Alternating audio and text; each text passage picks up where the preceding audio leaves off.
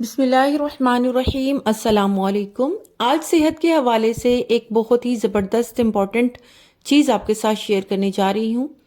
جسم میں پانی کی زیادتی، آج کل جس کو دیکھو وہ ایک ہی بات بتاتا ہے کہ پانی زیادہ پئیں، پانی زیادہ پئیں۔ تو اس بات کو سن کے کچھ لوگ بہت زیادہ پانی پینا شروع ہو گئے ہیں، جس کے نتائج بھی فائدہ مند نہیں ہے۔ غذا اتنی ہی لیں جتنی ضرورت ہے، ضرورت سے زائد بگاڑ پیدا کرتی ہے۔ چہرے پر انگلیوں پر سوجن کی ایک بڑی وجہ پانی کا زیادہ استعمال ہے۔ پانی پینے کے بعد وہ پانی خون میں شامل ہو جاتا ہے، لیکن یہ جب زیادہ ہو جائے تو یہ خون کی نالیوں باؤنڈری سے نکل کر ٹیشو میں آ جاتا ہے، یعنی نالیوں سے نکل کر سیلز کے ارد گرد آس پاس جمع ہو جاتا ہے، جس کو ہم میڈیکل میں ایڈیما کہتے ہیں۔ اس کا ٹیکنیکل ٹرم کہلاتا ہے۔ یہ جب بڑھنا شروع ہوگا تو سب سے پہلے یہ ٹانگ اور پنڈلی پر اثر دکھائے گا۔ پانی کی زیادتی چیک کرنا ہو تو پیر کے ٹخنے کے اوپر کی اندرونی سائڈ کی ہڈی کو دبائیں گے تو گڈھا سا محسوس ہوگا۔ غیر پانی کی زیادتی سے پیروں کے پنجے کی سوجن ہونا، چپل نہیں پہنی جا رہی ہوگی۔ پانی بھر گیا تو پیر اٹھا کر ٹخنے کی جو ہڈی ہے اندرونی طرف سے، اس پر ڈائریکٹ ہڈی ہوتی ہے، تو وہ دبائیں گے تو گڈھا سا محسوس ہوگا۔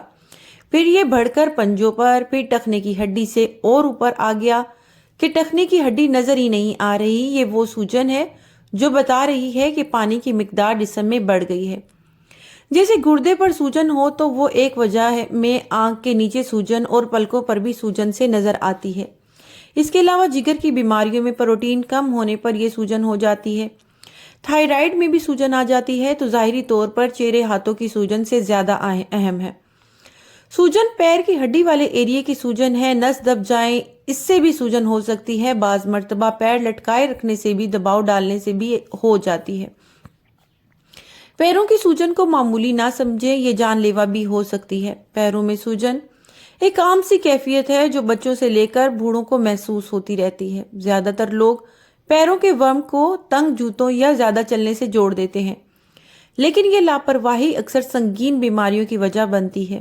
اس ویڈیو میں ہم آپ کو بتائیں گے کہ بظاہر یہ معمولی سی کیفیت کون سی خطرناک بیماریوں کی علامت بھی ثابت ہوتی ہے۔ جب خون کے لوتھڑے ٹانگوں کی رگوں میں جمے اور وہاں سے خون کو واپس دل کی جانب آنے میں رکاوٹ ہو تو ان پیر، ٹخنے اور ٹانگیں سوج جاتی ہیں۔ یہ خون کے لوتھڑے دل تک پہنچ سکتے ہیں۔ اس کے علاوہ اگر دل کے سیدھے حصے میں رکاوٹ پیدا ہو اور جسم میں نمک اور پانی کی مقدار بڑھ جائے تو بھی پیر سوج جاتے ہیں۔ پیروں کی سوجن دل بند ہونے کے علاوہ دل کی مختلف بیماریوں کی نشاندہی کرتی ہے۔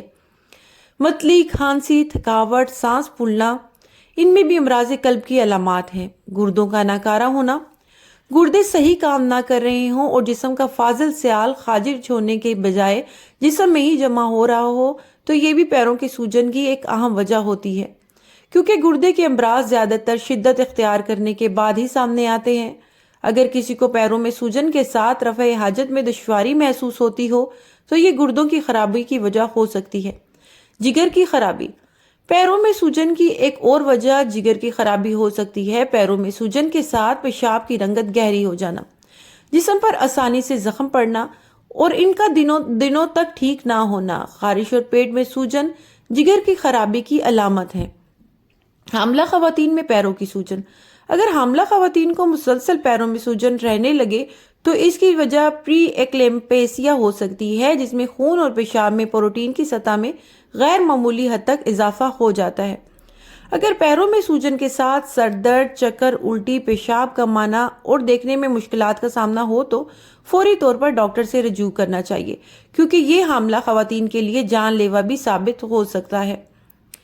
اس کے علاوہ مزید اچھی صحت کے حوالے سے ویڈیوز دیکھنے کے لیے میرے channel Alizeh Iram health care کو سبسکرائب کرنا نہ بھولیں، بیل نوٹیفیکیشن کو آل پہ سیٹ کر دیں تاکہ آئندہ آنے والی ہر نئی ویڈیو آپ تک بر وقت پہنچتی رہے۔ انشاءاللہ میری کوشش ہوگی اتھینٹک ترین معلومات آپ کے ساتھ ہمیشہ شیئر کروں۔ جزاکم اللہ خیرن کثیرا۔